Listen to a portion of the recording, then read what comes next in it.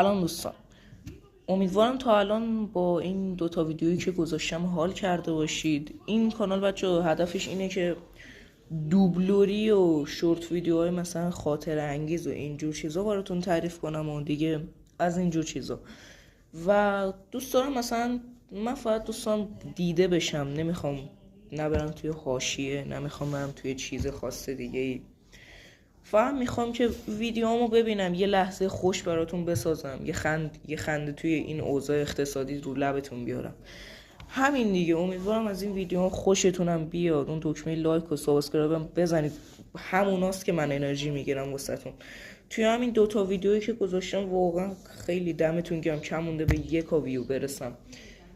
واقعا ممنونم از همتون. و اینکه هدف این کانال دوبلوری و اینجور چیزاست بازم بهتون میگم. و روی ویدیوهای بلند مدت هم قراره که دوبلوری کنم واسهتون، دوبله مثلا با اسفنجی و خیلی از این چیزا نوکرتون.